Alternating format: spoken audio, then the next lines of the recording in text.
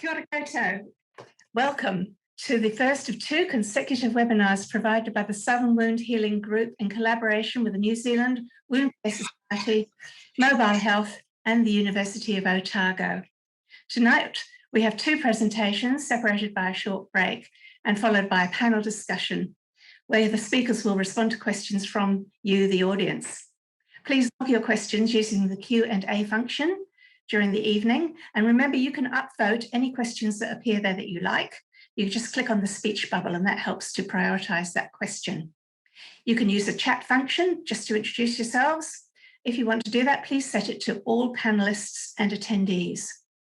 We're now going to show a couple of videos from our sponsor, and then we'll introduce our first speaker. We've got the next slide, please. A big thank you to all our sponsors, and now we'll show the first of two videos. Hi, I'm Lisa from Coloplast. Let me introduce Camilla. Camilla is an 82-year-old grandmother and suffers from a leg ulcer. It's not about the wounds, it's about someone's family member, friend or colleague. It's about the person. The issues with edema affect individuals both physically and socially. Simple daily activities become a burden, and reduced mobility only adds to potential issues that can impact on their quality of life. Chronic edema can cause the limb affected to swell, leading to a higher risk of ulceration. At Coloplast, we work towards fewer days with wound, and when an ulcer occurs due to edema, we have solutions that manage and promote wound healing that work in partnership with compression therapy. I'm just going to take you through a very quick case of an 87-year-old with a reoccurring venous leg ulcer over a 40-year period. This particular ulcer had been present for 20 months without showing any signs of progression and healing. Biotin silicone, along with compression therapy, was used to manage and heal this wound.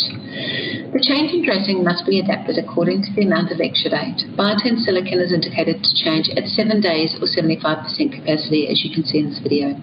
Biotin silicone with 3D fit technology conforms to the wound bed, absorbs and retains exudate vertically, preventing maceration from the wound edges and the peri-wound skin. With a holistic wound assessment, this wound that had no progression for 20 months was actually healed after 3. We must remember that exudate levels are often high at the beginning of compression therapy. When compression is effective, exudate levels will reduce as venous return improves. These changes will influence the type of dressing that's needed over the course of the treatment and why a holistic assessment like the triangular wound assessment is required. Should you wish to get more information on this case or our product range, please reach out to Meg and she'll be able to answer your questions. Thanks.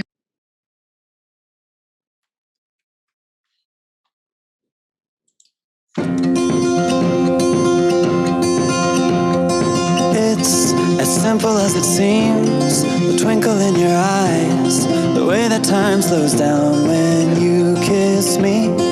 As we fall asleep in a bed of butterflies, just close your eyes and then you'll see it. You don't ever have to look too far. You don't have to cover up your scars. You're perfect, darling, just the way you are. So before you think to rip yourself apart, open up my heart and you'll find love, love, love, love. Love, love, love. Open up my heart and you'll find love.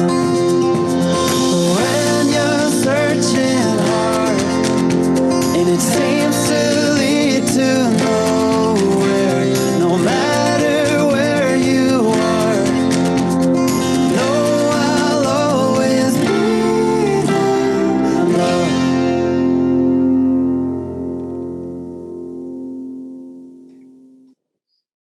It's my pleasure to introduce your first speaker this evening, Sarah Lesche. Sarah is a consultant vascular surgeon and a senior lecturer in surgical sciences. And her topic tonight is vascular assessment of the lower limb. Welcome, Sarah. Thank you.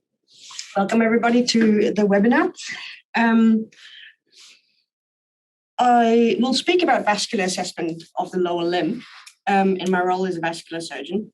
And probably quite a few of you have had contacts with vascular surgeons, but you might ask yourself, why are we even interested in that? And that is one of the topics that I want to talk about today. So you will have noticed that we have two webinars, and today's the first one. There'll be another one tomorrow with the speakers from our team. And this will be complemented by a possible ABI workshop afterwards. And I think Rebecca will say a bit about that later on, how you could participate in that. So my talk today is 4 components. First question that I hopefully will be able to answer for you is, why does the vascular surgeon even care about lower limb edema? And then we'll do what I call a 15-minute vascular assessment, and we'll focus on history and exam. And I'll also talk about what an ABPI assessment is towards the end of my talk. Because this is a webinar, will not be super interactive during the talk, but please feel free to write down any questions that you have, and we can go through them afterwards. We'll do a question and answer session afterwards. All right. Interesting. Changed a bit the however. So why does the vascular surgeon even care about lower limb edema? And I can tell you from our experiences that I do most of the triage in Dunedin Hospital for any kind of vascular problem. And so it's actually a common referral to specialist service. Patient is obese, has a high BMI, has leg swelling, or patient has tried compression stockings in the past, doesn't really work for them. Please see them. The patient has edematous legs, has some weeping and pitting edema. Please see them. It's about the 4th episode of cellulitis in the past few months. We've been treating with antibiotics. We're not really getting anywhere. Please see them. Or the patient can't afford private treatment, which is also often quite common in New Zealand. Can we please see them in the public system? And all patients come with wounds that don't heal. Often they start as spider bites, quite simple wounds, and they just tend not to heal. And in the end, we end up with quite a lot of referrals where the GP or the district nursing service refers to us and says, like, hey, can you guys see them? In Dunedin, we have quite a small team. So we're 2 vascular surgeons. We have obviously nurse practitioner and wound specialists in our team as well. But if we start seeing all the patients with lower limb edema, we simply are not going to get anywhere. So this is kind of like where we need your help in providing a good service for our community. So one of the issues that we always have is that we want to see all the patients that need to be seen, but we only have a limited capacity. We're only a few people that can actually see patients. So we're always kind of like caught in the, what resources do we have, what capacity do we have, and the actual need for specialist input. We know that most patients that do have quite severe lower limb edema have actually a problem that will become a much bigger problem if they're not being appropriately diagnosed and treated in the beginning. So we know that if we decide to not see patients or not adequately treat patients, they often come back with more infections, more ulcers, more hospital admissions, and in the end, a lot more work for us and a lot more problems for the patients. So that's one of the reasons why we do this webinar, so that we can kind of like come to a common ground with you guys and see that you can help us and we can hopefully help you as well. So when I mentioned early on that I want to just do a brief kind of 15-minute vascular assessment with you, what you can hopefully do in your practice, in your setting as a nurse or as a GP or wherever you work with vascular patients, or even patients that you might not know yet that they're vascular patients. And I think for me personally, I think there are 2 main goals that I want to achieve with this assessment. And goal number 1 is I would like you to be able to identify those patients that you can safely put into compression to treat their lower limbs swelling. And the goal number 2 is to identify those patients that need specialist input first, because compression could actually make them a lot worse. And these are the 2 things that we'll work through. And I hope that during my talk, I can get some clarity around what are the things that you need to look out for and what are the things that are important for us, or kind of our thought process and assessment. So all things in medicine start with a good history. And the quick vascular history that I think is quite important here is the history of swelling. So what we look for is we want to know the time frame of the swelling. Is there an acute swelling or is it chronically developing? Acute swelling obviously would always be like suspicious. Or does the patient have an acute problem like a DVT, for example, in which case just compression would obviously not be the right thing. Then we always want to know, is it a unilateral or bilateral leg swelling? And if it's a unilateral leg swelling, which leg is affected? You would be surprised if I told you how many referrals I get every day that talk about leg swelling that actually do not specify which leg it is. Probably because often it's to the referrer quite obvious what it is, and that's why it doesn't get communicated. But for us, it's actually quite important.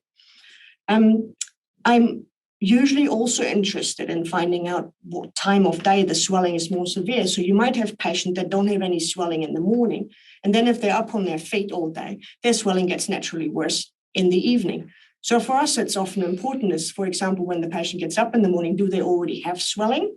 Or is it actually coming down overnight, which is quite common in a situation where patients have lymphedema that's just starting, or where they have edema from fluid overloading, which is also like often much better after they've had their legs elevated overnight. Does elevation actually make the swelling any better? Sometimes difficult to get this from patients, but you might have, if you're a nurse that frequently visits the patient at home, then you might have a good idea about like what makes their swelling better and what not. For us as vascular surgeons, it's quite important, has the patient had any history of DVT, any varicose veins, or have they had any procedures for that in the past? So these are, in terms of the swelling, the main things that I'm looking out for. One of the things that I just want to mention to you, and it might not seem that obvious, but in our experience, it's quite often that patients had a trauma at some point that leads to their swelling or might be related to their swelling. And in which case, I often think it's quite important to supply the information that has led to the trauma. Often patients had whatever, like they had a rolled ankle or they had a fracture somewhere. And for us, it's quite good to have the ACC information available as well. And the reason for that is not so much because it changes our acute management, but if a patient has swelling secondary to a trauma, that makes the whole journey through the hospital system and through the health system much smoother, because a lot of things might be easily covered by ACC. And for your patients, that might make a whole lot of difference. And I don't know if Rebecca might and Ramil might talk about this later on when we talk about compression systems, what different options we might have. So in my mind, this is always something that I ask patients about. And if you, for example, before you refer a patient, know if there's any trauma issue in the past or if the patient had any operations, this would be an important bit of information that we would like to have too. The other thing what we always look out for is if the patient has any kind of symptoms of arterial disease. So any problems with the arteries. And that might be quite tricky sometimes to actually find out about that. But things that we usually ask is, does the patient have any claudication pain? And this is muscle pain, cramping pain that usually comes on when the patient is walking, and it's often in the calf. It can also be in the thigh or the buttocks. But it's quite reproducible that at a certain walking distance, they get that specific kind of pain. And that would be something that I think is quite important to find out in the history.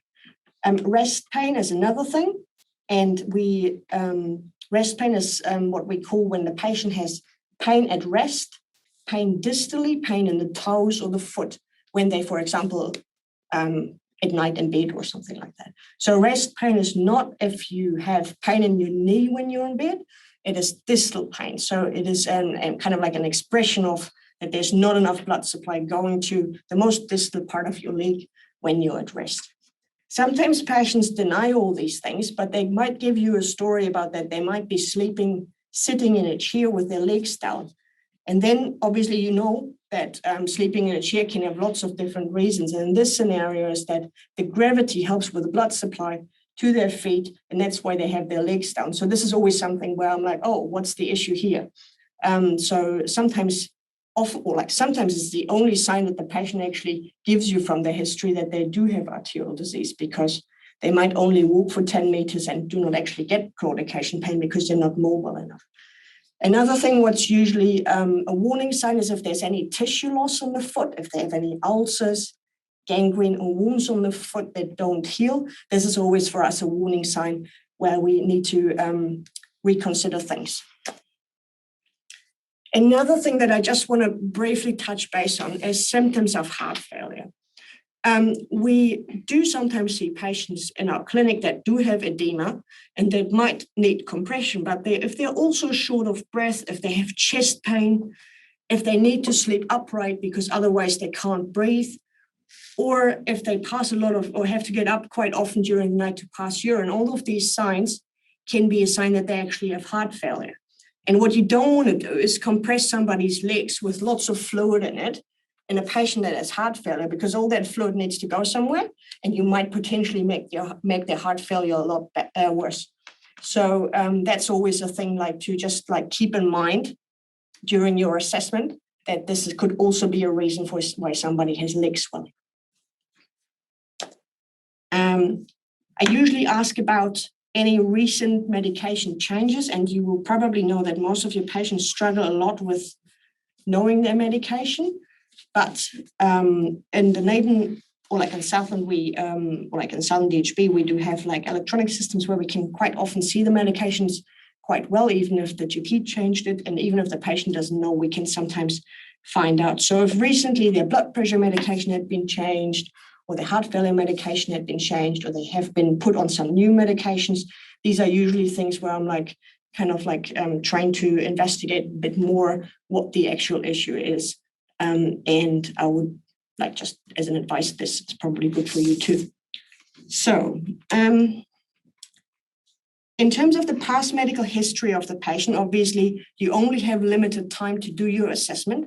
So my main things, what I'm focusing on, other than the ones that I've mentioned, is diabetes, whether the patient has any renal disease or is on dialysis. And I'll tell you later on why that is so important, because it comes in later on when you do your more objective measurements.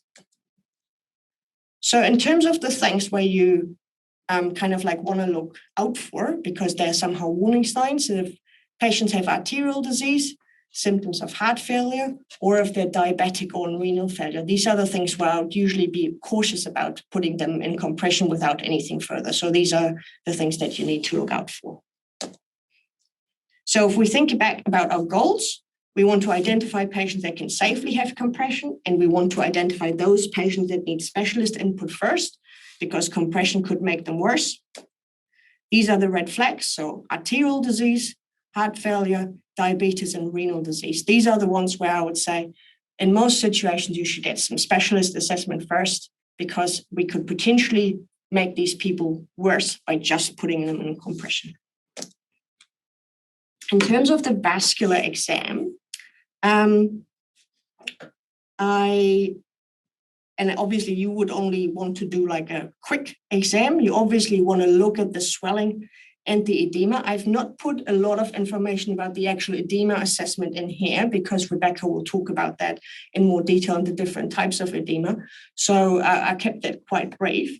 Again, in my experience, quite often scars can tell the patient's history often quite better than the patients themselves. So when you look at their legs, you will quite often, for me, this is almost a daily occurrence actually, that the patient says oh, no, they had never had any operations. And then you look at their legs and they have lots of scars, and you're like, oh, what was this? What was this? And then they remember that they had a little bypass here and a trauma here and a knee replacement here, and all these things that they didn't remember. And again, why is the trauma and operations previously so important? It's all for the ACC thing. And in my mind, that quite often makes a huge difference for the patients. And that's why I just want to draw your attention to that. Obviously, you want to have a look if there are any major wounds, any ulcers, skin changes, any eczema that the patient has. So there, you might have just healthy, not flaky skin, but you might also have really damaged skin already. And obviously, this would be a more dramatic thing. What I often find helpful is simply take a photo. We do that in clinic all the time, and we store the photos so that if the patient gets seen next time by a different clinician, they have some kind of more objective idea of how did it look before, because quite often, and you probably agree to that from your experience, the assessment that the patient makes of how their own ulcers or wounds are developing is not necessarily what you come up with as a clinician. So they might say it's getting better, but it's actually not. And that is often very subjective. And hence I find it very, very helpful to take a photo or two to just be able to look back in 4 weeks and see somehow how things are developing. You will notice that even if the photo might not be helpful for you, it will be really helpful if you end up having to refer the patients to specialist service, because we really like to look at photos. And I actually find this with the electronic referrals, this is actually amazing, because I can often look at the picture and I'm like, oh, we need to see this patient within the next 2 weeks. Or I think like, oh, we just need to see them at some point. So for me, this is really, really helpful. And definitely with the electronic referrals, much improved compared to what we had previously, where a faxed referral with a photo gets printed off on black and white paper and you can only guess what is actually on the photo. So in my mind, photos are really, really good. And I would encourage you to use this for your practice or for referrals. And the other thing, as vascular surgeons, we obviously always say like, oh, take the pulses of the patient. And we are very interested in pulses because we want to know what the arterial supply is. But we need to put a big, big, big but on this, because pulse examination is very prone to mistakes. And I would say nobody is excluded from this. We probably have quite a lot of experience with feeling pulses, so I would trust my own assessment reasonably well in that. But there are a lot of situations which can make a good pulse assessment really, really difficult. One of them would be, for example, if the patient has AF, and sometimes it can be really difficult to feel the pulse as well.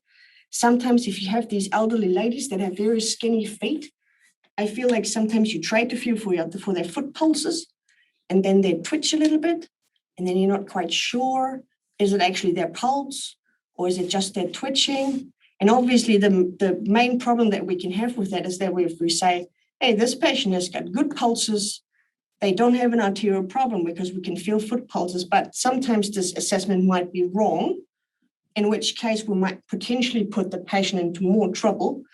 And so this is just why I think it's quite important. And I can't tell you how many situations I had where we get told that the pulses are good by, I always say orthopedic surgeons, because this is just like one of the things that we often experience after trauma. But everybody could make this mistake. So what we usually encourage people is it's awesome if you can feel pulses, but always combine this with a more objective way of assessing things. And one of the things that you can do to just verify the findings that you have with your pulses is combine it with an ABPI assessment. And this is just what I would encourage everybody to do, because even if I see somebody in clinic and I'm not 100% happy with what I can feel, and I can't say for sure that they have well palpable foot pulses, then I always do an ABPI. Just to kind of reassure myself and document a more objective finding than just the feeling in my fingers. Plus, it's also easier if somebody assesses the same patient later on, they can always compare the ABPI that you've taken compared to their measurement, whereas it's really difficult to say, oh, I could feel a little bit of a dorsalis pedis pulse and maybe a little bit more of the posterior tibialis pulse. Which becomes really difficult if a different person does it. So there's a lot of room for making mistakes here. So I think one of the key messages is do not rely on your fingertips alone. Always combine it with an ABPI to rule out significant arterial disease. So ABPI measurement is, and you probably heard this all before. So what we do is it's the ankle brachial index. So we compare the pressure on the arms to the pressure at the ankle level. And the arm pressure is basically a synonym for your systemic pressure. And usually what we do is we measure the blood pressure on both arms and take the higher one.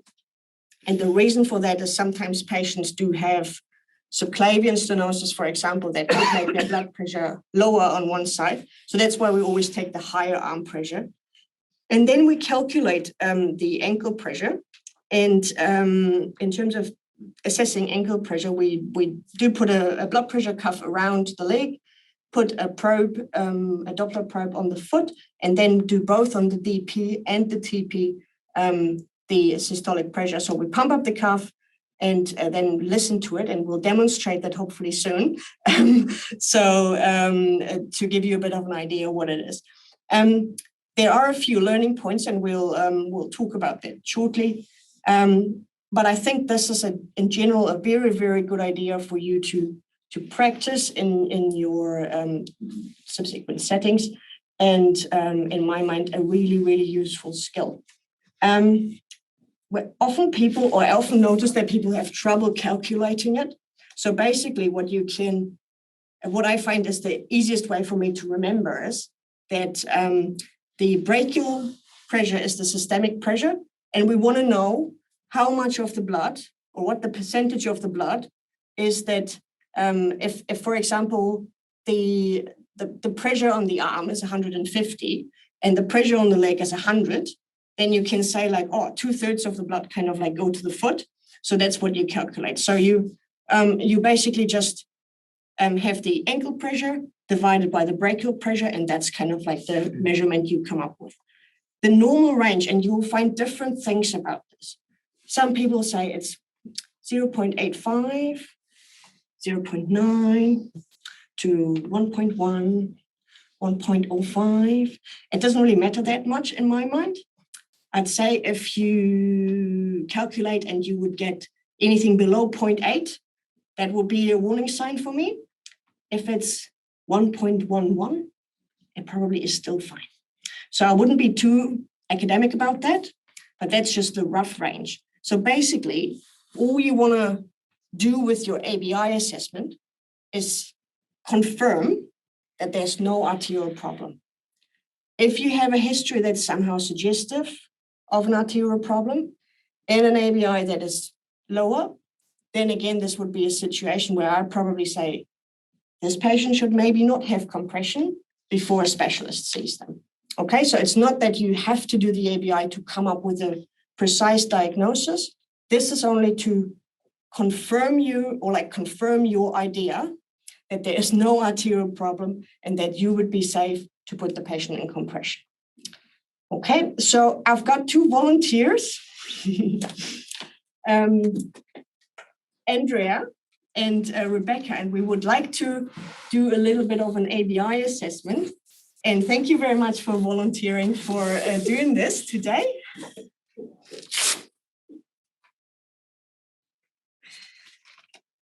So I'll try to talk you through it.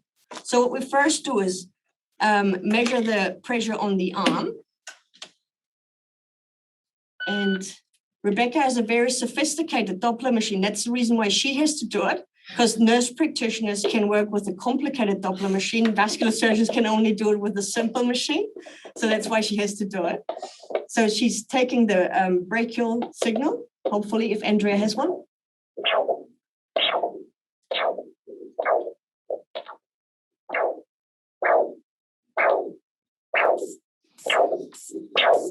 Now she's blowing up the cuff.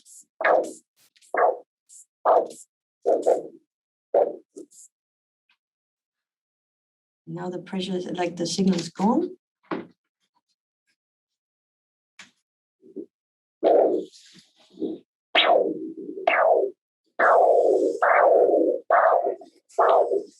She deflates it again, and you can hear that the signal comes back.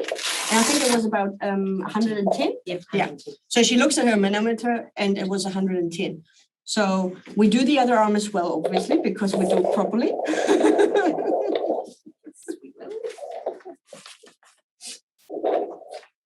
So the measurement on both arms, in my mind, this is only something that I do when I see the patient first. It's not something, if you do the same assessment a day later, it's not something that I would necessarily do again, because it's very unlikely that somebody gets an acute occlusion of the subclavian without having symptoms.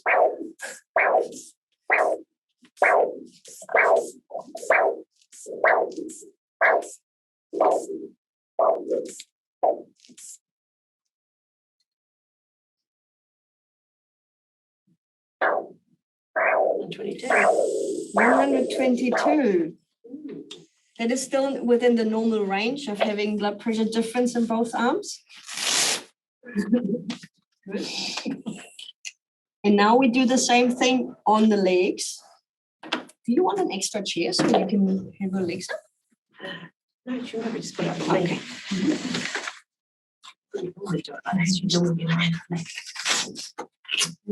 I can't see. Lying flat, quite. If you change, you guys change positions and then very good.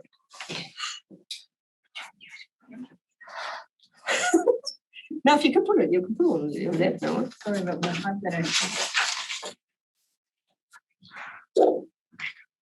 can't see anything.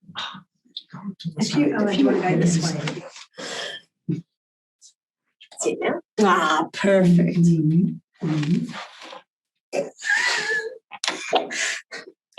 So Rebecca's going to be ACC injury, okay? Yeah.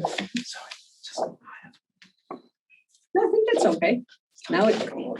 Oh, see, that's team commitment. Very good. This is Emil. He's our wound care specialist.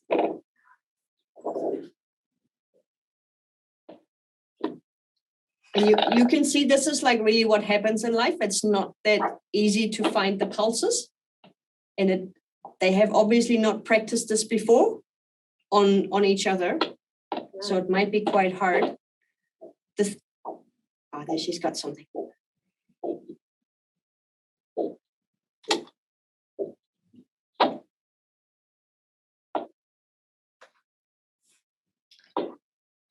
Yeah, she's also quite high.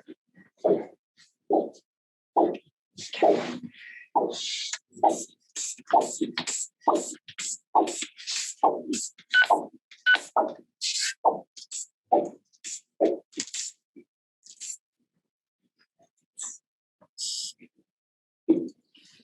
Then at 150 because she's sitting up.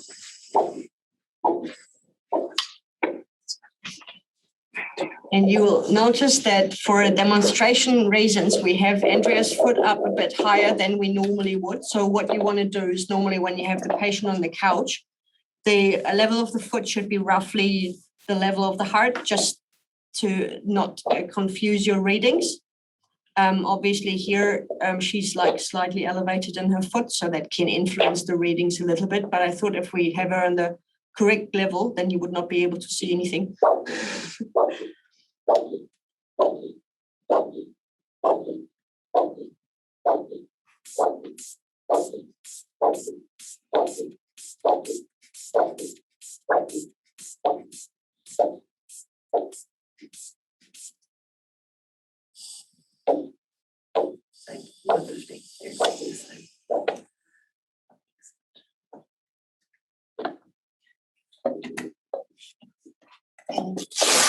Very good. Thank you so much.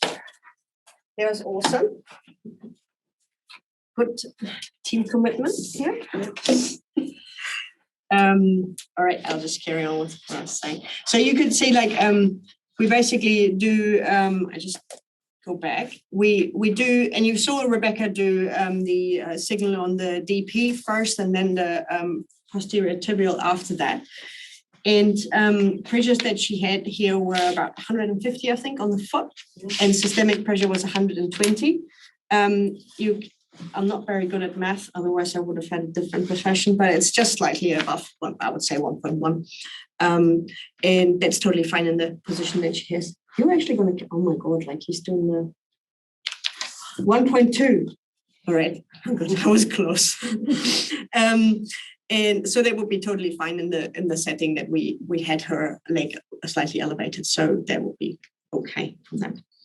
All right. So I can only encourage you all to like practice that if you have the tools in your practice, and we'll later on talk about the possibility of doing workshops with you to like learn this really, really useful skill as well. It's It takes a bit of practice to get used to it, but then once you can do it, I think it's an awesome skill to give you more confidence in your assessment, simply because you can show everybody, hey, look, I've done this measurement, and this is actually confirming what my clinical exam and my history taking have shown. So I find it really, really useful.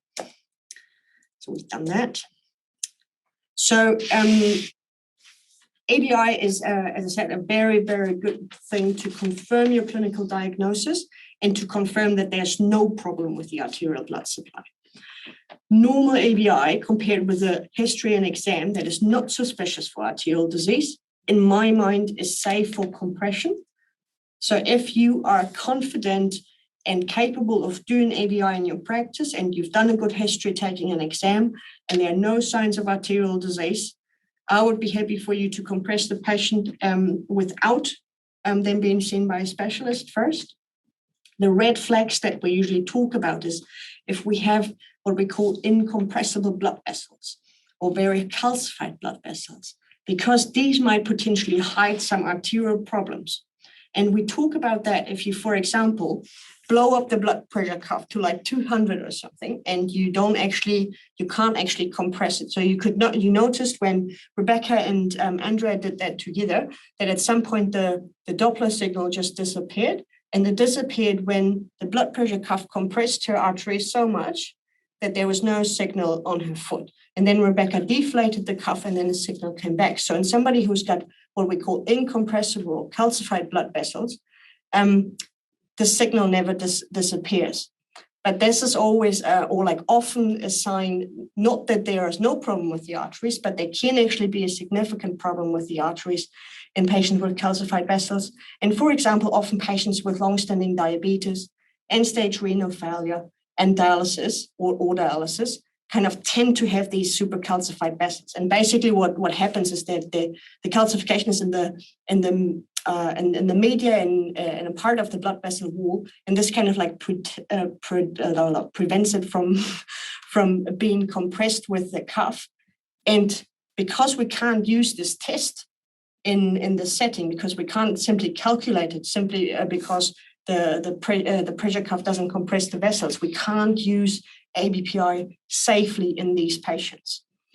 So if you would encounter a patient where you would have these calcified, or would you suspect that you have these calcified vessels, and you try to do an ABI and you can't compress them, or you come up with values much higher than 1.2, or like going above 1.3, then it usually means that there's a problem somewhere with the arteries, or at least we can't rule out that there's a problem. And if in doubt, then I would always say these are the patients that should be referred to a specialist. In our vascular lab, we have other means of testing what's happening with the arteries, and I'm not going to go into the detail here because I think that's going to be getting a bit too far. But you just have to know that these are the at-risk patients, diabetes, renal failure, that often have these calcified arteries. And if you have no luck with your ABI assessment, then just have a low threshold of referring these people before you put them in compression. Okay, so that's just like one of the things where we have to be mindful about the limitations that we have with the ABPI. So coming back to our 15-minute vascular assessment. So I hope you have a little bit of an idea about what are the patients that can safely have compression and in the community, for example, and what are the patients that need to be referred to a specialist first because we could actually make them worse. And I think in my mind, this like taking 15 minutes in your practice to do a proper vascular assessment with history, clinical exam, and ABPI can be quite helpful to put the patients in either category. You might still have patients where you still don't know whether you would feel safe or not. And in my mind, if you feel unsure about whether compression is safe or not, then it's best not to do it. But these are the patients that we're very, very happy to see. And you gather so much information when you do this, like your 15-minute assessment, where you do the history, the exam, ABIs, photos, put all this information that you spend quite a lot of time gathering into the referral. That makes it much easier for us to actually plan the next steps for the patients and to A, give you some advice, or B, arrange some further tests, or see the patient in an outpatient clinic. And we can actually do that quite well. If you provide all the stuff that you've done already, then we can make a good plan for the patient that hopefully makes them only come to clinic once, or we just do an additional test that might answer your question. And that makes the journey that the patient has to have in the public hospital system much, much shorter, simply because you already did, like, I'd say 95% of the work. So for us, this is super helpful. And we're also very happy to see these patients then, because we can see from your referral that you've actually tried really, really hard to do an assessment, and this is how far you got. And then we're very happy to fill the gaps that are there afterwards. So this is for us super helpful, and often for the patients, it really helps to make their journey through the hospital much smoother. So I think that's all from my side. Thank you very much from the whole Vascular team. And yeah, hopefully you write down some questions and we'll try to answer them later on. Thank you, Sarah. That's lovely. Yeah,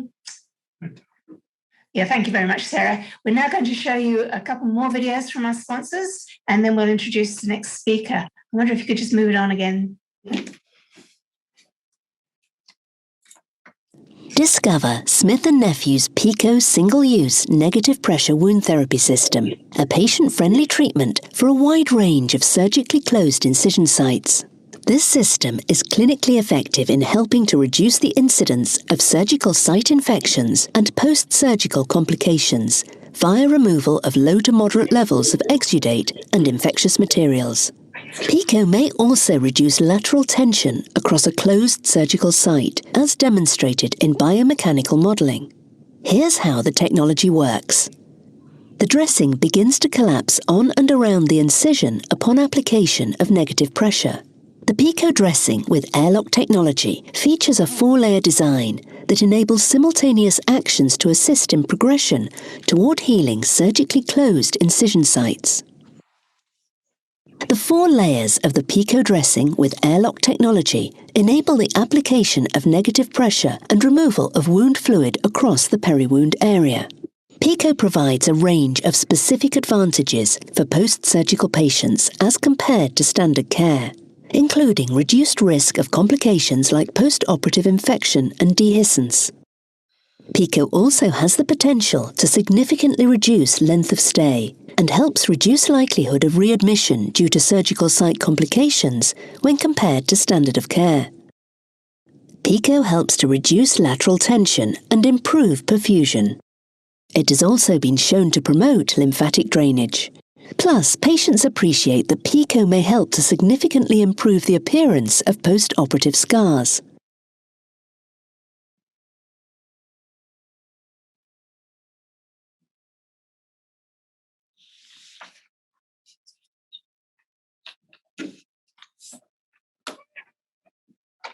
Discover.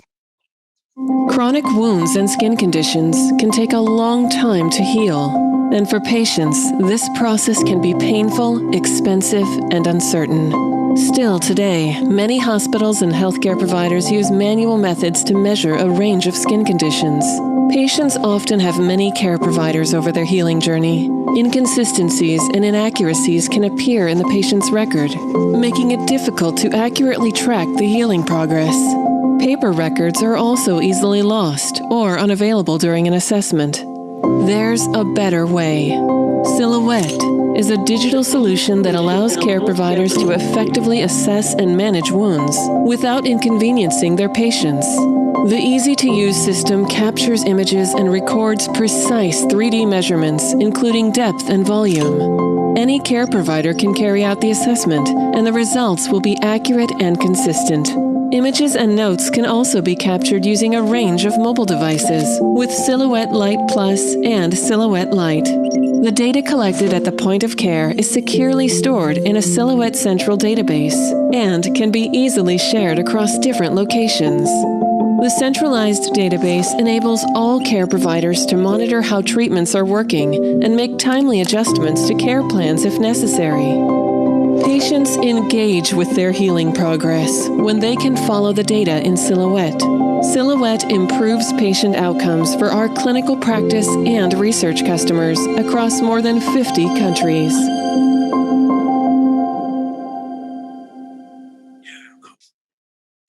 Thank you.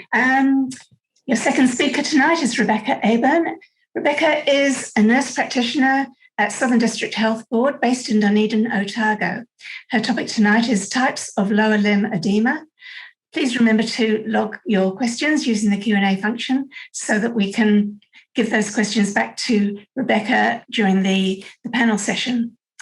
Welcome again, Rebecca. Thank you.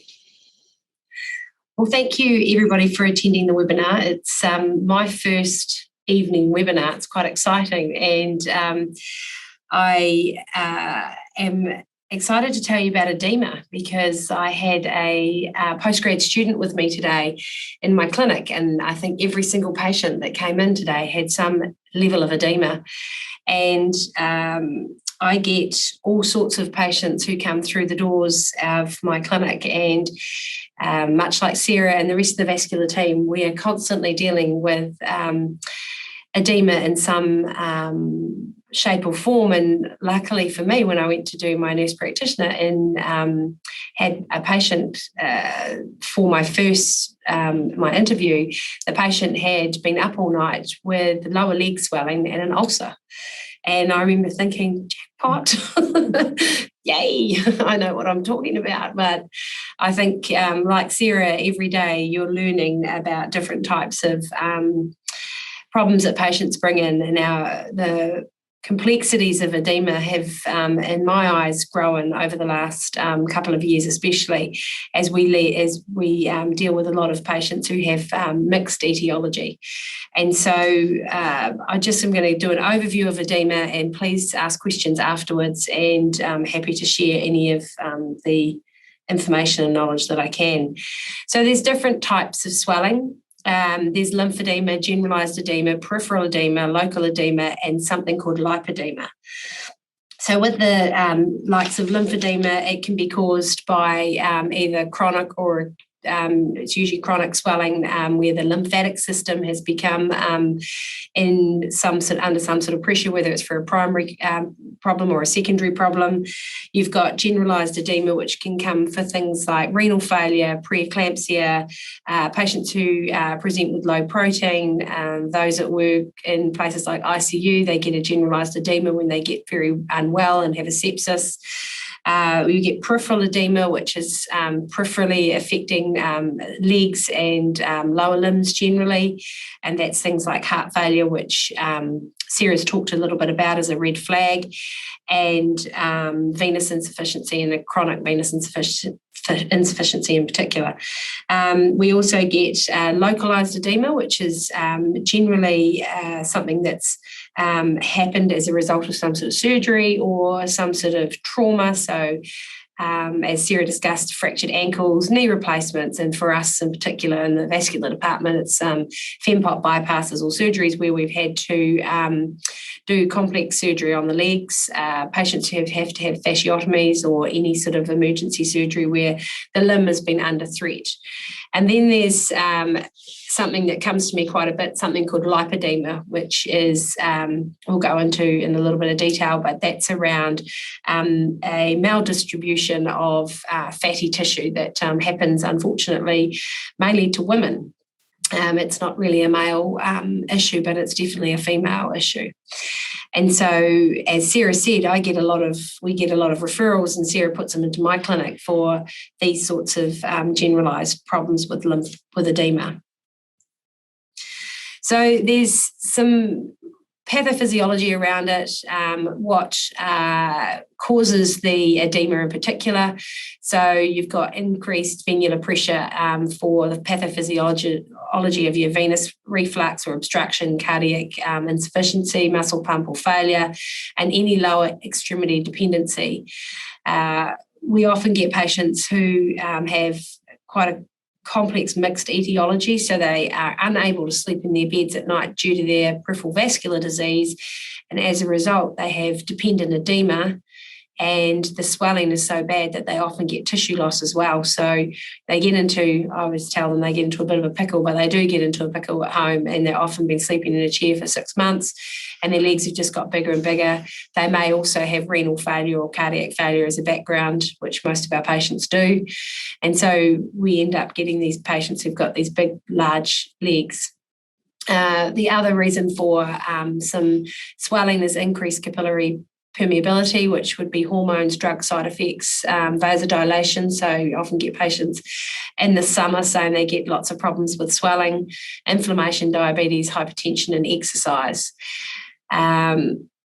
Just on the drug side effects, just to remember that calcium channel blockers can cause swelling, and so we just need to be aware of what medications we're giving to patients and that they can actually cause patients to get leg swelling.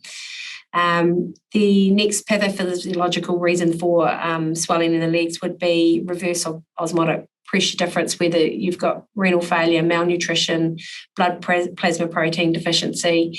Those are the sorts of things that would cause the legs to become more swollen. And then you've got some functional things like your lymphatic system fails, whether that's primary lymphatic failure or it's a functional decomposition for a latent reason.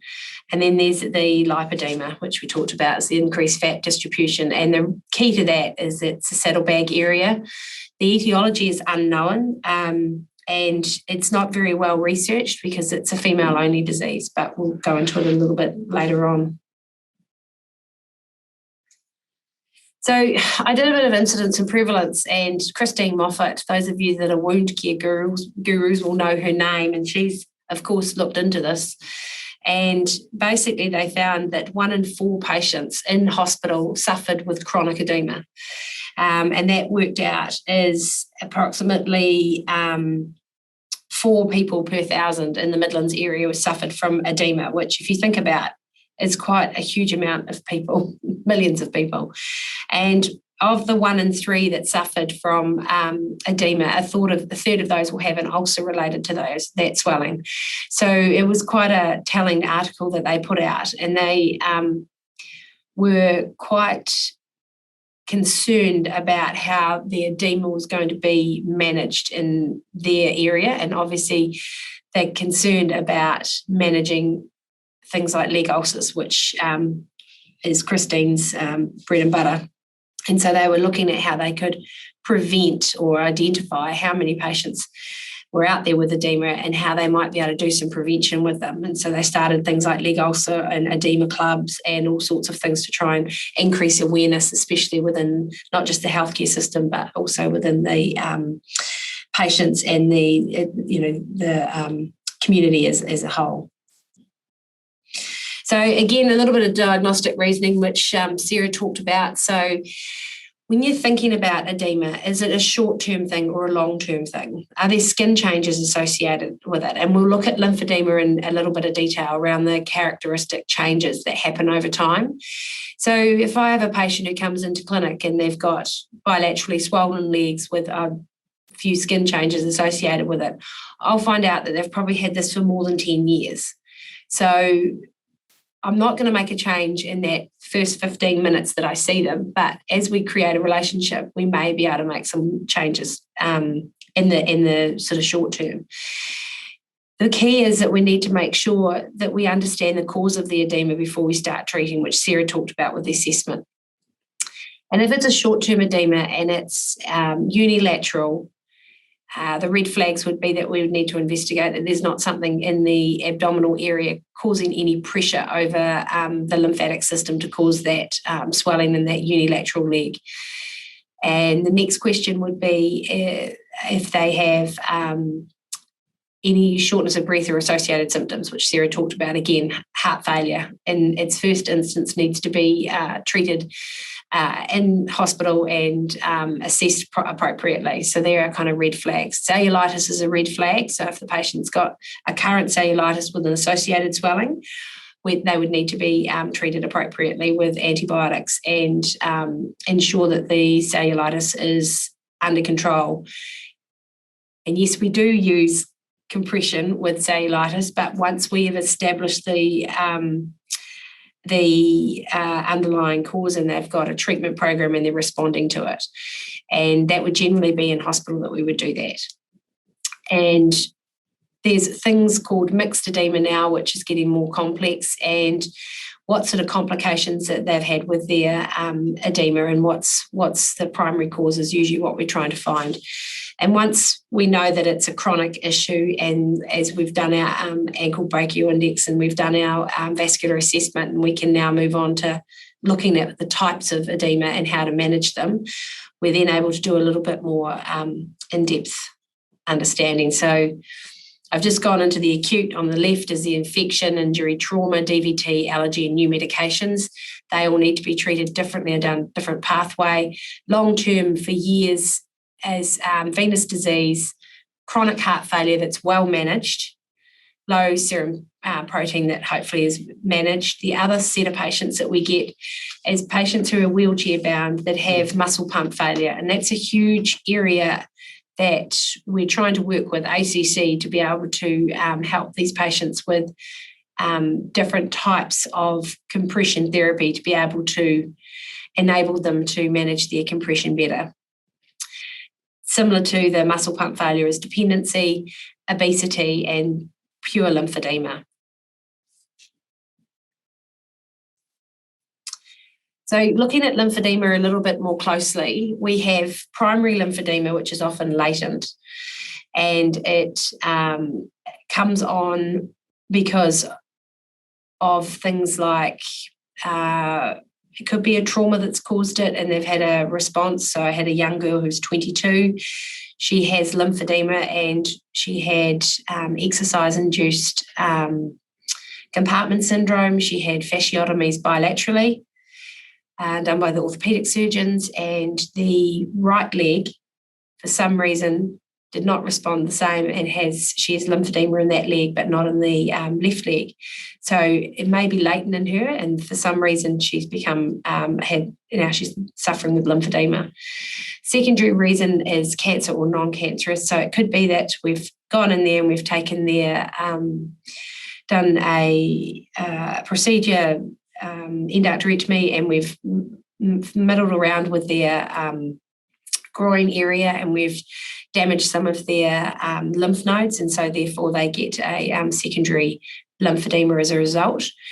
And obviously cancer, so I'm getting a lot more referrals from our cancer service and our gynae consultants for people and that's usually unilateral edema as a result of the surgical incisions and where they've needed to do removal of the lymph nodes.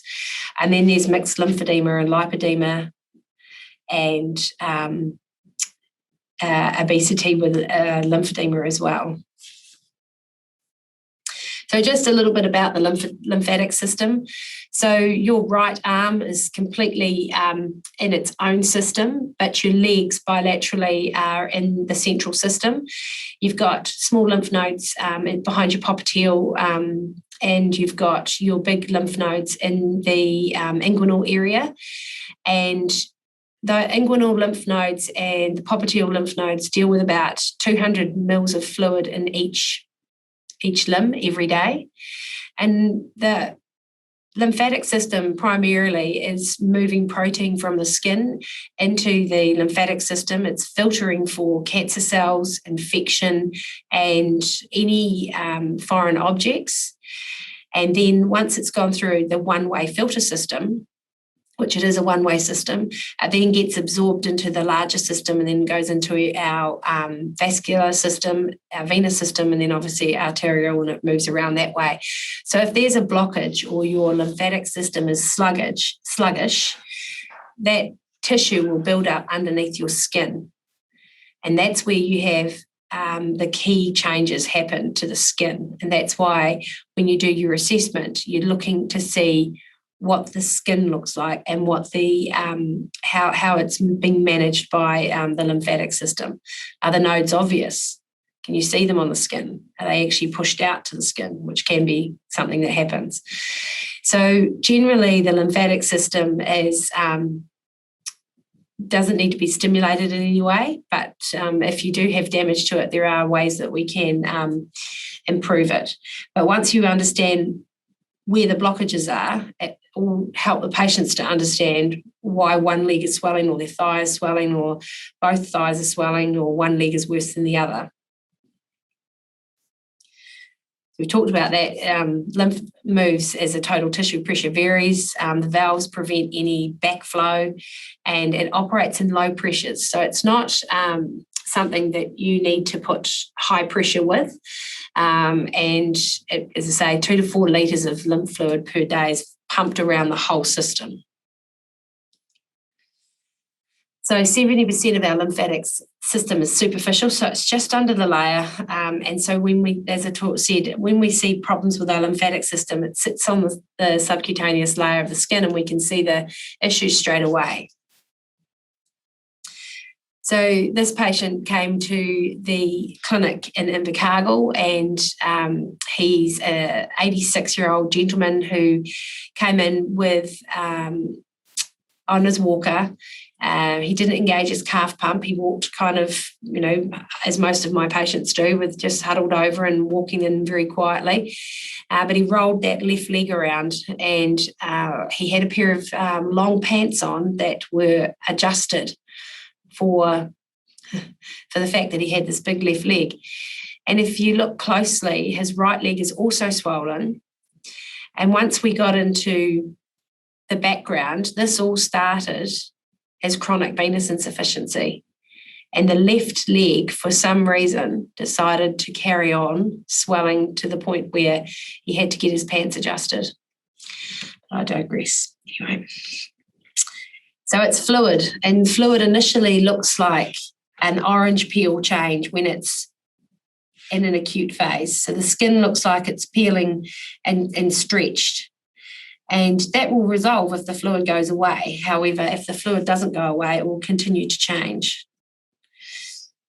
And so one of the things we need to look at when we're doing our assessment is we've got edema, so we often can't feel pulses. So when we're feeling for the pulses, you've got 2 different types of edema. So one is a late pitting, so it's more fibrotic, slower to pit, the vertical side slow to refill.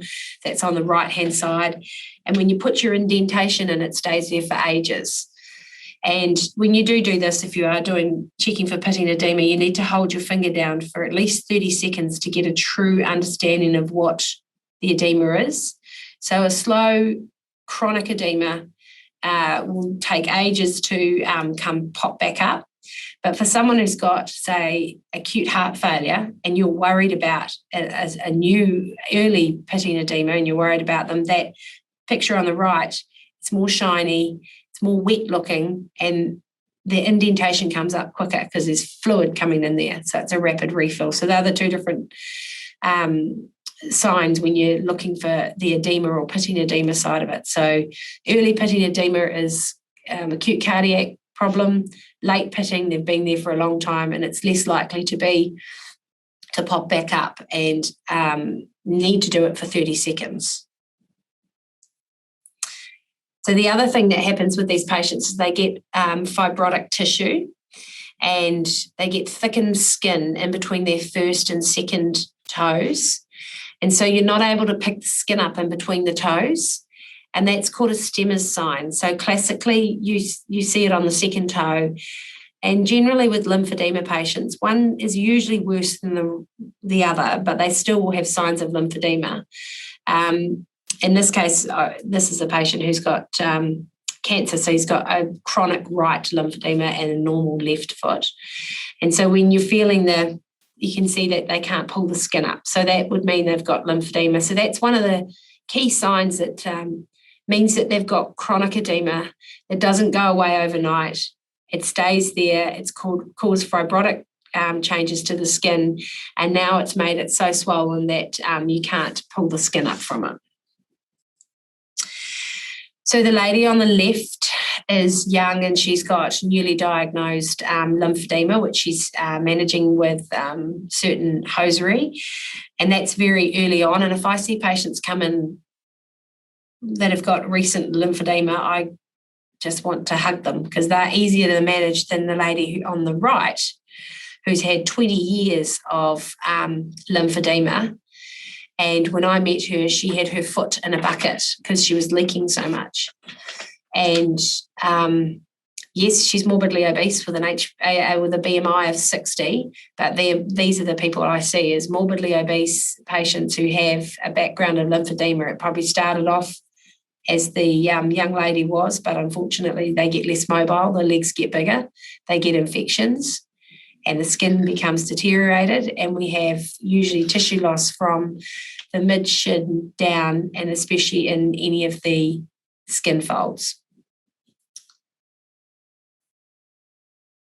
So the other thing with the fatty distribution is you get dilated lymphatic vessels where the skin is visible, and on the bottom of that foot, you can see a lymph node sticking out of the bottom of the foot. And I often get patients who have legs that look like that all the way down, and the lymph fluid then and through those dilated vessels leaks out and causes some tissue burning around the patient's skin.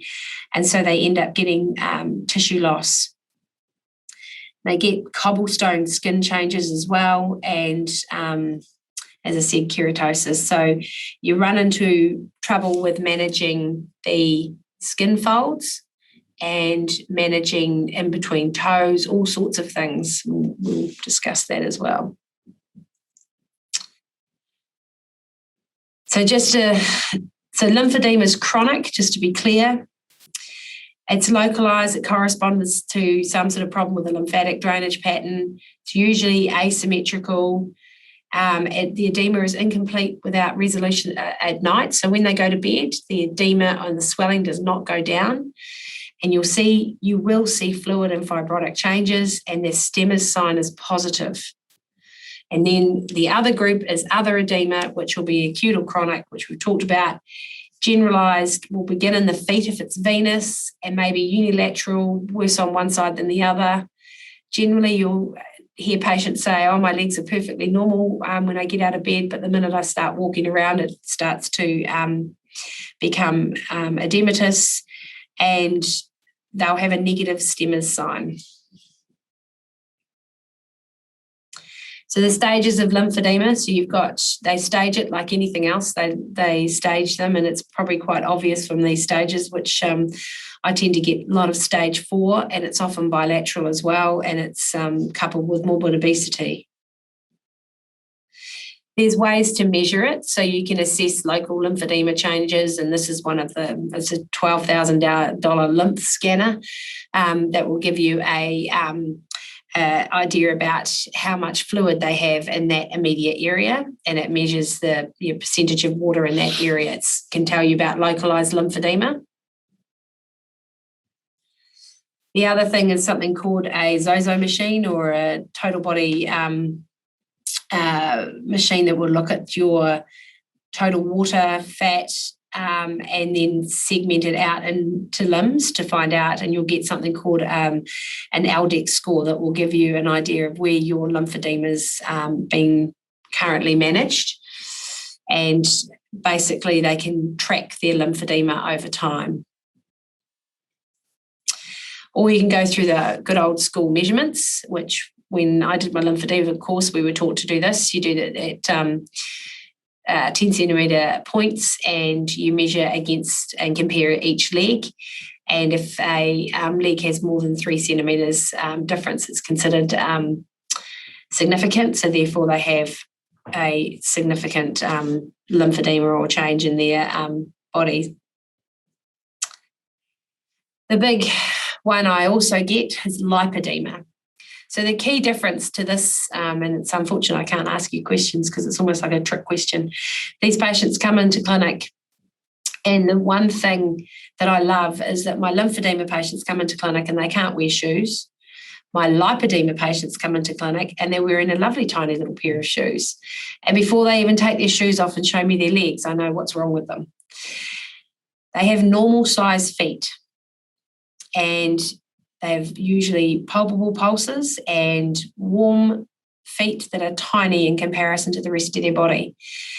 From then on, though, from the ankle up, they have this increased distribution of fatty tissue.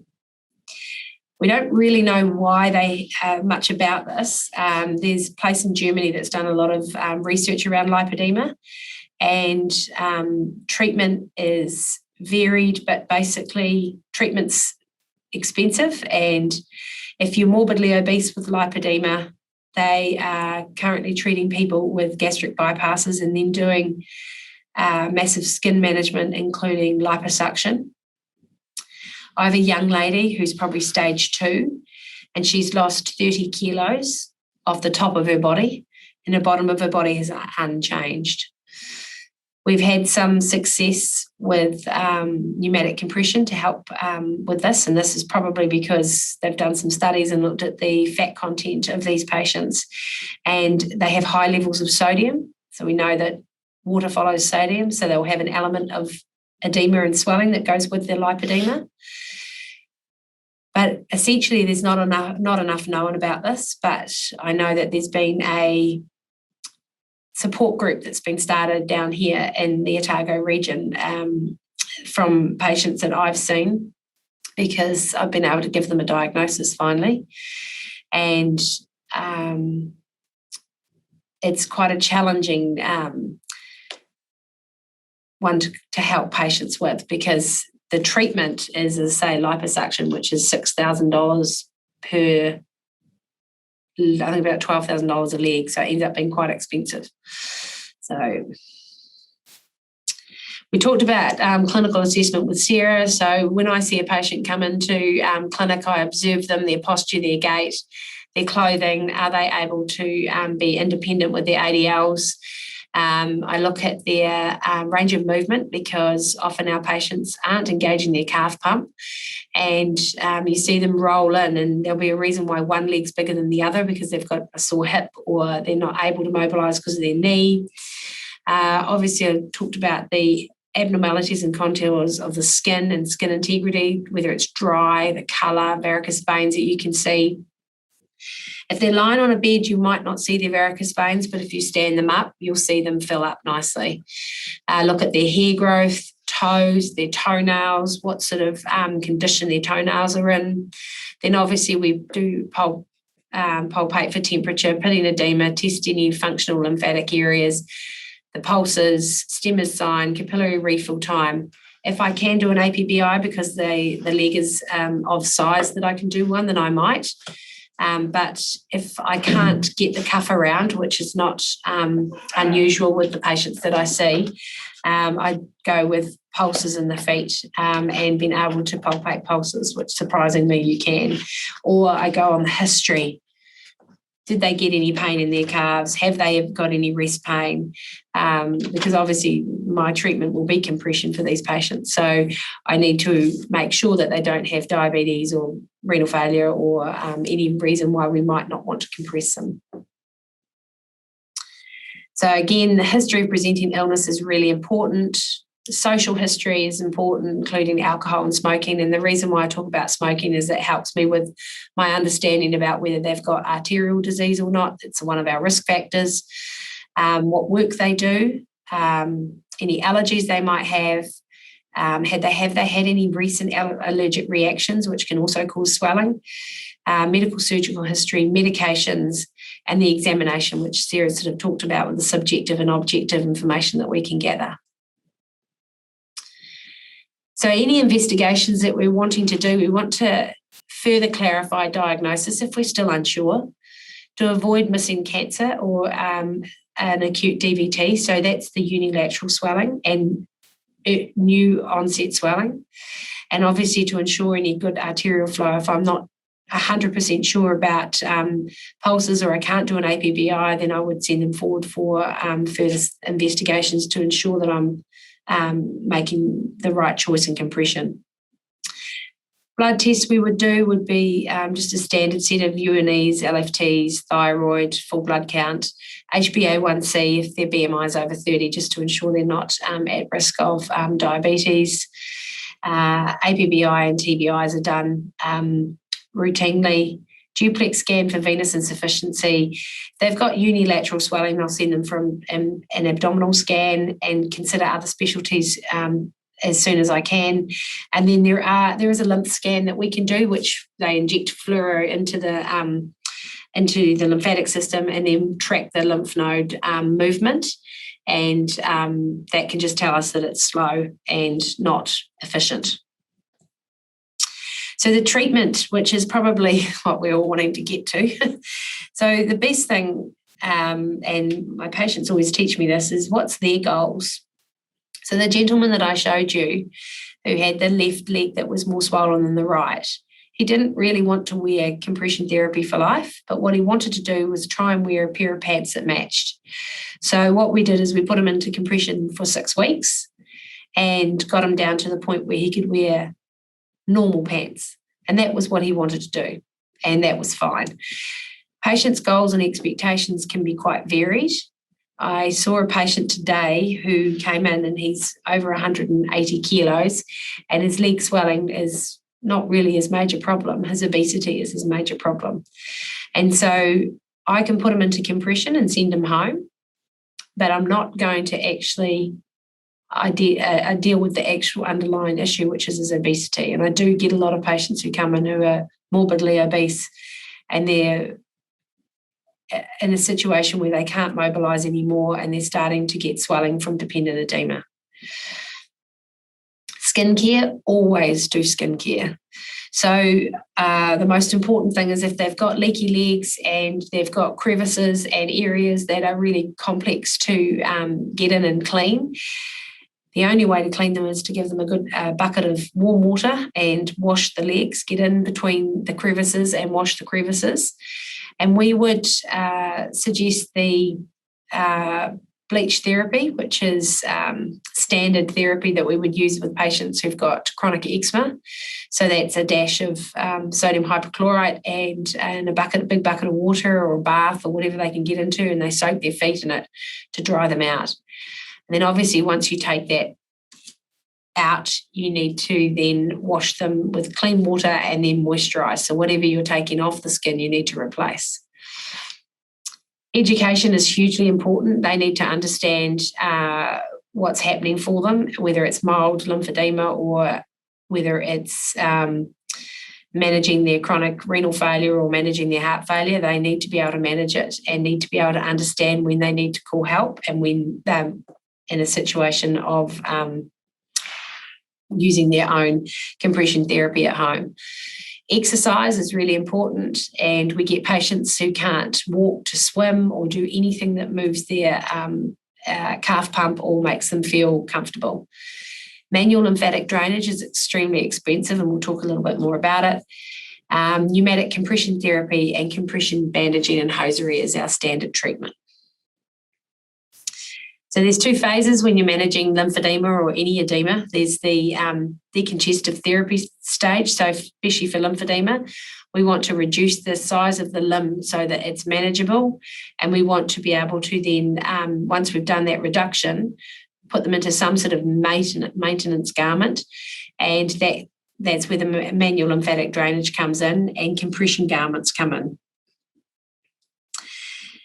Talk about skincare there. So the key here is we talked about washing, moisturise. The skin folds have to be managed.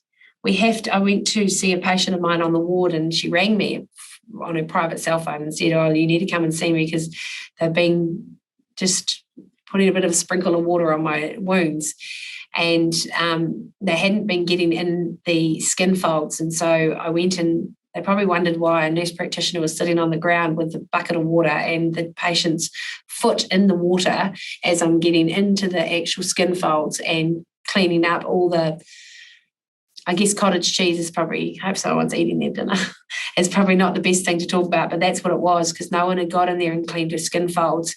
And she was getting sore, and that's why she rang, because she knows, she's been taught that if her skin folds get sore, things aren't good. So we get in, we give it a clean, monitor for infection and wash, and you have to get in there and give it a good scrub and moisturise and then back into compression. Manual lymphatic drainage is very slow. It takes about 40 minutes per leg. It's individually prescribed depending on the reason we're doing. It has a a simple technique, but it's relatively needs to be taught, and it's expensive. It's $80 to $100 per leg for patients, and it's private. It's not done in the public system. So it's relatively unachievable for most of my patients. We've been lucky to be able to have access to pneumatic compression therapy machines, which we are hoping 5 of them are coming from Australia soon.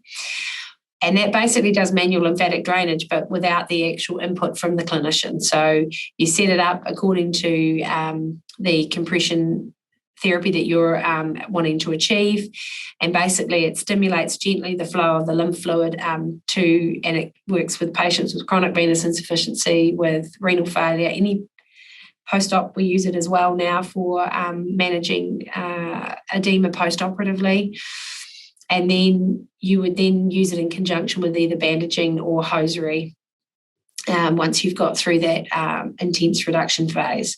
I've had patients who've bought their own machine and gone from being practically immobile to being back to mobile because they've been able to shift the fluid from around, especially the knees and ankles, and especially the younger ladies.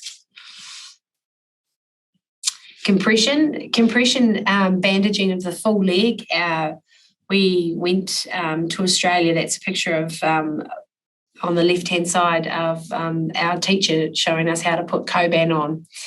Those of you that are all really familiar with putting compression on, this is compression for a lymphedema leg, quite different from putting compression on a chronic venous insufficiency.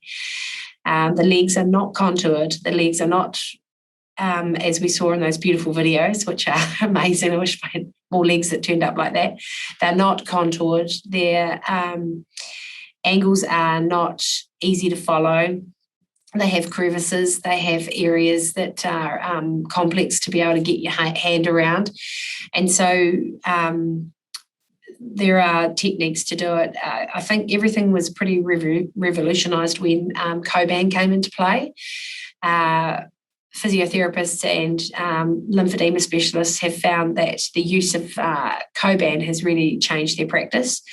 We use Coban in the first 6 weeks of the intense therapy time alongside the pneumatic compression machine. And it's been, it can stay on for a week. It obviously can't get wet. It depends on the tolerance, but it is actually really comfortable to wear, and you can do foot to thigh wraps if you've been trained accordingly. Compression garments for most patients not lucky enough to buy it off the counter. I think the largest leg for off the counter wraps is about 60 centimetres, and if you know these patients, they're a lot more than 60 centimetres. So anything that's made to measure is expensive. They use flat knit rather than circular knit, because flat knit is a higher working pressure with a lower resting pressure, whereas circular knit is lower working pressure and a higher resting pressure. So circular knit's aimed at chronic venous insufficiency. Flat knits are aimed at the management of lymphedema. Flat knit compression garment for a patient with lymphedema can cost around $500 to get made. So what compression when? So subclinical or mild lymphedema can be about 14 to 21 millimetres of mercury. Just of note, TED stockings are 15 millimetres of mercury. Our chronic venous insufficiency circular are sitting around 20 to 30 millimetres of mercury, and the complex and severe lymphedema patients are around 40 to 70 millimetres of mercury. When I set the pump for a complex lymphedema patient, it would be around 70 millimetres of mercury to be able to do any real good for them. So class 3s and 4s, as you imagine, are quite complex to and difficult to wear as well, but they're flat knit and they're generally designed for more complex lymphedema patients. So there is lymphedema products for all patients, and the lady in the shoes on the top right, she had chronic edema of her feet, and secondary to chronic venous insufficiency. But by the time I saw her, her toes were all broken down, and they're really complex to manage, to heal. And so I did compress her toes using the Coban, and it worked really well. We healed her wounds, and then the wounds broke out again because we didn't have any toe compression for her. So we sourced the toe compression maintenance for her from America, which was great because it meant that she hasn't had any further outbreaks, which was fantastic. So obviously there's lymphedema made to measure for all limbs, and there's lots of different types of compression therapy for patients. The next thing that we have is wraps. We use them a lot for patients because if they're not able to tolerate bandaging or other types of compression garments, or they've got stubborn edema, distorted limb shape, these are really good for post-bandage rebound edema. If they can't actually get stockings on themselves because of their hands, then we suggest wraps because they're easier to get on. And those patients who've got big abdomens and problems with their back, these are easy to get on, and often they're much simpler for carers to put them on. Patients who have fragile skin or got prednisone related very thin skin, we often recommend they use these rather than they use stockings that they can drag over their skin and accidentally cause a skin tear. And we've found, again, wraps have been quite a revolution when managing these patients because they are, when we don't just have stockings available, these have been great to be able to help patients manage their edema. And I just want to say thank you all for listening, and no doubt we've got our question time coming up after our next break. Actually, there is no other break. Oh. Straight into the panelist session. So thank you very much, Rebecca. Thank you. I wonder if Sarah could come and join us. We're here. Yeah. We've got quite a lot of questions, which is great. I'm going to give them to you roughly in the order that they came in, hopefully. Now, the first question was, and it's for you, Sarah, is there any other alternative if we don't have a Doppler? Can we use a stethoscope instead? I think that's in regard to listening to the pulses. I find it very difficult to use stethoscope for listening to the foot pulses, so I would not use it. I don't think it's reliable. So I'd say a no. Sorry. How expensive are the Dopplers? They're probably pretty expensive. 1,000. Handheld. Yeah, 1,500. That one's expensive. No, well, that's a luxury thing. That's like a Ferrari. They're 1,500, and it's a blood pressure cuff that you need. So a simple Doppler is 1,500. Okay, thank you. And the next question is, can arteries become incompressible purely because of excessive edema? I have not seen this because the edema itself doesn't change the arterial wall structure. It's around it. So what you sometimes get with patients where you want to do an ABI that have excessive edema is that you blow up the blood pressure cuff and they simply get too sore because they don't like you probably all have done blood pressure on yourself at some point. And I'm actually always surprised how sore it is. And my blood pressure is not particularly high. And often when we do ABIs, we blow it up much more. So this is often a thing that can happen in patients with that have quite severe edema, that they simply find it too uncomfortable to tolerate the test. But it doesn't actually change the artery wall, the edema as such. So it doesn't do anything to the wall. And I think I said in my talk that sometimes you just cannot get a cuff big enough to get around their leg because it's so big. Mm-hmm. And then that's where you have to take their history of presenting illness and you have to be quite clear about whether they've had any pain, what sort of pain they get, and the risk factors we talked about, when they're smokers and all of that sort of stuff. And often those patients you can sometimes palpate a pulse if you're lucky. Thanks. And where and whom can be trained to do vascular and APBI assessment? Well, that's I know what you're going to say there because we've got a workshop coming up, haven't we? This is from Amy. I don't know if she's close to Dunedin. She says this would be very helpful in my role as a rural district nurse. Mm-hmm. Where is Amy? If we knew where Amy was placed, because we did go up to Emile and I did a roadshow for APBIs, and we did Dunstan and Oamaru, and so we're happy to bring the knowledge to them. We'll have a wide audience tonight. There'll be lots of people from the North Island as well, probably. Do you have links with similar colleagues? So what I would suggest, if this is a specific question, and we obviously have at the moment no means of like getting specifically to Amy because we don't know where Amy lives, but I presume you'll do an evaluation afterwards where participants can probably put in questions. So what I would suggest, if we should look into this a bit further, then Amy could just write this down on her form. Yeah. And I'm very happy then if you could just send me an email or something with Amy's details, and then I can look up where she's close to and could potentially get in touch with a vascular unit that would cover that area. Mm-hmm. And in my mind, if I would be approached in our DHB, I'd say we'd all be interested in increasing the knowledge for other people. So if somebody's really keen on learning that, I can't really see that another vascular unit would just say like, no, we're not going to support this, because obviously it would be helpful for every unit if there are people in the community, especially if it's a rural setting, to like actually have this skill and be able to reliably perform it. But you don't just learn it from watching a video, you actually have to do it several times. But I'm sure we can get you in touch with some local units. You'll go, oh, well, easy. You could just come. It's easy.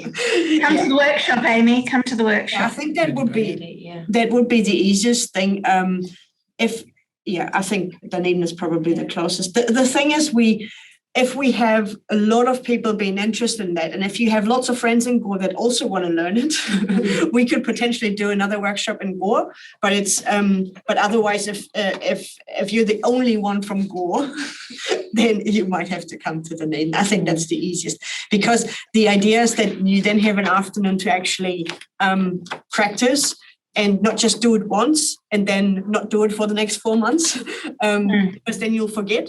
So it's something that needs to be practiced. So, I think the first step would be, coming to our workshop. Yeah, it would be the easiest for her. Thank you. And sorry, yes. Somebody's asking, with the photographs, do you like photographs of the actual wound and a photograph of the whole leg to give an idea of the location and the surrounding tissue? I would be happy with that. Yeah. And I mean, with the whole electronic referrals, it's not actually a problem to attach 2 or 3 photos. And if you put there 5 photos and I think one of them is not useful, then I'll just don't look at that. I've just got some really nice comments. Thank you for really helpful presentations and so on. Here's a question. If you are not able to do an ABPI, could you not do toe pressure Doppler assessment instead? Yes. Of course you can. Definitely. So toe pressures is an alternative. Toe pressures work really well in patients, for example, with diabetic vessels who have problems with having arteries that you can't compress that well. So toe pressure is definitely an alternative, which is, in my mind, just as good. The reason why we focused on the ABI as an assessment in our presentation here is because it's more commonly used in our district, the ABI, and more people are familiar with that. But if you can't do an ABI, but for any reason you're confident in doing toe pressures, I will be the last person to tell you off for it. I think toe pressures work just as well. There are even situations where they work better. We just don't have enough patients with toes. Sorry. How long can a compression bandage stay? Oh, this for you. Oh. It is. So it depends whether the patient has a wound or not. So if the patient has a wound, you would then put the compression therapy according to the exudate and the wound itself. But for someone like my patient with lymphedema that might not have wounds, Coban can stay on for a week in their treatment phase, which is fantastic. But most patients would like to probably get it changed twice a week, just for comfort reason, be able to have a shower, all those sorts of things. So as a rule, it just depends on what you're putting the compression on for and what sort of compression you're putting on. So Emil's going to talk about that in more detail. Things like the wraps come off at night, circular hosiery comes off at night, those sorts of things would come off at night. But the Coban is on depending on the type of reasons why it's gone on. Cool, thank you very much. Okay, now we've got some questions that came in through our chat function as well. Can patients with controlled chronic heart failure go into compression? Yes, 100% they can. Cool. Yeah, I agree to that. I think the difficulty is the controlled bit. Yes. You need to make sure that you don't decompensate with that.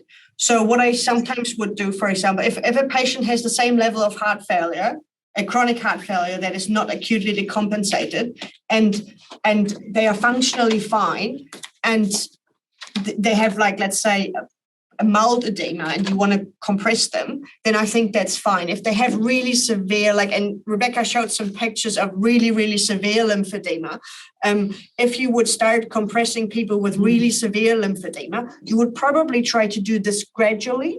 So what you don't want to do is fluid overload the body by trying to squeeze out all the fluid within the 24 hours or something like that. So this is most of the time not possible anyway, but it's not an absolute contraindication. It's just be mindful about the clinical setting, kind of.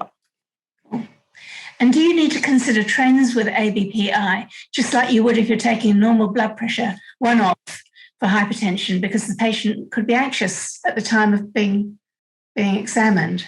In theory, if the patient is anxious and has a higher systemic pressure, the leg pressure should rise in the same level. So because you calculate one against the other, it should not affect your ABI that much. So it's not that, for example, a patient would have, just because of anxiety or slightly higher blood pressure, a normal ABI on one day, and on another day they would have an ABI of just 0.4, for example. So differences like that, I can't imagine any setting where this would happen. You might get slight differences, or you might get trouble with actually measuring it. If you have a patient that has severe hypertension and their systemic pressure on your assessment might be, the systolic pressure might be 200, then you might run into trouble with actually measuring the leg pressure adequately. So in that situation, I would say, hey, our first situation here that we need to sort is getting the systemic blood pressure down a bit, because having a blood pressure of 200 is obviously wrong in any situation, and then reassess the situation once the blood pressure is a bit better controlled, because that could influence your measurement. Or your Thank you. What does it mean if you have thigh or buttock rather than calf claudication pain? Do you want to go? I don't mind. It's a good question, but it's one both of us could answer. Yeah. You probably better than me. The reason, or the common situation where patients have calf claudication is because they have blockages somewhere in their superficial femoral artery. So somewhere along the thigh, there's a blockage, and the muscle groups distal to that are mainly affected by the claudication. So if somebody has thigh or buttock claudication, that usually tells us that there's often a blockage higher up in the arterial tree, for example, in the distal aorta or in the iliac vessels. So this is more a situation where we'd say, oh, there's probably something higher up in the level than just in the SFA lesion. So it doesn't always 100% fit, but often patients with buttock claudication, for example, have distal aortic or iliac lesions, whereas people with calf claudication quite often have arterial problems in the SFA, superficial femoral artery. So just gives us a bit of an idea about the clinical location of potential problem, let's put it like that. Great, thank you very much. Do you think that taking the ABPI is beneficial as a measure in an acute situation like trauma or post-vascular surgery?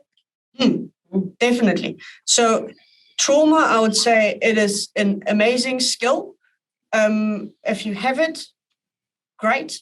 So I usually, and I don't want to actually be too mean to our orthopedic colleagues, but I just have to bring the example again.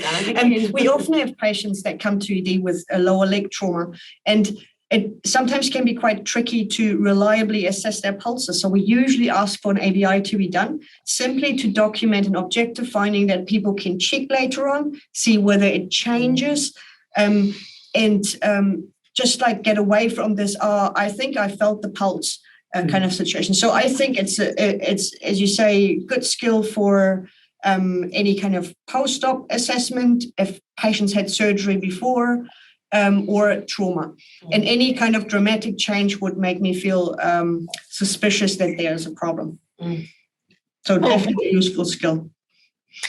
Thank you. What are the risks with using compression bandaging in the presence of cellulitis? The main risk is that you don't see the cellulitis getting worse, and you could. That's my main concern, and that you don't. So no one will look at it, and that's one of the problems with. And pain is another issue, but the main issue is that we don't see it. When I say spreading cellulitis, when it goes fast, it goes fast, and so if you put a compression bandage over it, no one's going to look at that leg until someone takes the compression bandage off, or the patient says my leg is sore. So it's used once the cellulitis has been managed initially in that initial acute phase. And then we do use it, but then we still need to check as well once we've settled with antibiotics and things like that. But certainly it's used during the healing process after someone's had cellulitis, definitely. I think if you want to use it in an acute setting, then you definitely, it applies what we talked about earlier on, like thinking about how long to leave compression on. This would certainly be one of the situations where I would at least want to check it every day just to make sure that we're not missing anything. You don't want to compress somebody for a week with something that you don't actually know how it looks like underneath. So I think that's really, really important. So it doesn't mean that you definitely can't do it in the acute cellulitis. So I've done it, but it just needs like very close clinical surveillance. And it might be easier done in an inpatient setting than so, because you might not have the option of doing that as an outpatient thing. Thank you. Furosemide is often used to reduce edema as a first treatment choice. Can you comment on that approach, please? I'll comment. So I have patients who come in and go, my doctor put me on a water tablet and my legs haven't got any smaller. So yes, it will shift some fluid, but it's probably not going to address the underlying condition for what potentially could be chronic venous insufficiency or lymphedema or whatever the underlying condition is. If they have it because they've got renal failure or heart failure, it's going to shift fluid. So it's going to be important that they have the furosemide in that situation. So I'm not in the GP world, and they make perfectly great decisions based on what they see. And if it responds beautifully because that's the reason, and that's fine, but otherwise, no, because it's not something that I had a patient who was on 120 milligrams of furosemide. She's an MS patient with dependent edema. It didn't make any difference to her edema. So once we weaned her off it over time, we were able to manage her edema. So it's definitely perfect in situations where it's to shift fluid in an acute and or chronic situation for patients, but not for the management of. Yeah, I absolutely agree. I think in a lot of edema settings, it makes things worse. And it might be really difficult in primary healthcare to decide what's the main reason for edema. And it certainly has its roles for like heart failure. You definitely want to get the fluid mobilized back into the back from tissue back into the venous system and stuff, and get it out of the body. So that totally makes sense. But for starting to treat a lymphedema with furosemide is just wrong. It just changes. It actually makes, in my mind, often makes it worse. Some patients have an initial success with that, but it just changes their, it gets the albumin lower. It changes the whole composition of their electrolytes and stuff like that. So it often causes more problems than it solves, unless it's given for, as Rebecca said, for cardiac failure or for renal failure. And sometimes it's really tricky to decide because often patients have several issues and not just one problem. But I would be cautious with using it. Right, thank you. Somebody says for ABPI, don't you have to lie down for 10 minutes? Yes, you do. Yes, you do. Definitely have to lie down and be in supine position. We talked about that would be the ideal scenario, but it's not culturally sensitive to have Andrea lie on this table. Yeah, we thought it would also be a bit boring for you if we just show you a video for sure. Yes. We'll try to mix it up, but yeah, they definitely need to be lying flat. You're right. And in a person with venous deficiencies, once the ulcer has resolved and the Coban is terminated, what is the prevention treatment? Increased mobility, compression stocking, what sort of pressure? That would be both increased mobility and exercise, calf pump exercises, and to be wearing compression hosiery at least 20 to 30 millimetres of mercury. So generally, for most patients who have chronic venous insufficiency, you can use circular hosiery that is sitting around the 20 to 30 or 30 to 40 millimetres of mercury, depending on what they tolerate long term. And we have open and closed toe options and things like that, but they really should wear them. It's the gold standard for the treatment of chronic venous insufficiency is compression hosiery. Usually when we see patients in clinic that we put into compression bandages, we usually prime them that once this is finished, they're not done with their venous treatment or they're not done with their edema treatment. They're done with the acute phase. But to prevent further ulcers from happening, they need to be in lifelong compression. We sometimes, in addition to that, also treat their venous disease if it's something treatable. If they have varicose veins, we treat those to reduce their risk of ulcer recurrence. But quite often they still need compression stockings, or hosiery, as Rebecca said, as a kind of lifelong thing. And we usually try to prime them for that. So it's not we just put the bandage on and after that you'll be fine. So it's often a commitment to long-term treatment. Right, thank you. Could you just flick on to the next slide because we don't have any more questions and I'll just promote the workshop that's coming up. So for those of you who've gone through the registration process, you will have noticed this option, but I just want to highlight it for you so that on the 22nd of April from 12 o'clock till 2 p.m. at Dunedin Hospital, there will be an ABPI assessment workshop and you do have the opportunity still to register, but places will be limited, so I would encourage you to register as soon as you can. These webinars will be followed by this practical workshop and as a participant you will learn, practice and be assessed in the skill of the ABPI assessment. Upon registration, you'll get a workbook covering theoretical components around the ABPI assessment, which you must complete prior to attending, and a certificate of completion of workbook and workshop will be the equivalent of 5 hours professional development. So please do register as these spaces are limited, and you can see here the email is to Ruth Mullinger at otago.ac.nz. And before we just close the evening, I just want to say how much I appreciate everybody attending, and hopefully we'll see you all back tomorrow night because there's another interesting lineup tomorrow night. And for you both, Ruth and Sarah and Rebecca, I haven't read out the many comments that came in showing appreciation tonight, but there have been some lovely comments. I've got one here. Thank you very much for your time. This webinar has been very informative and interesting, and I have learned a lot.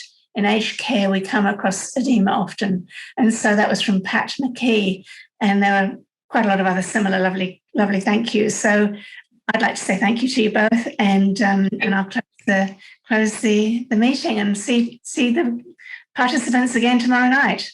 Thank you. Thank you.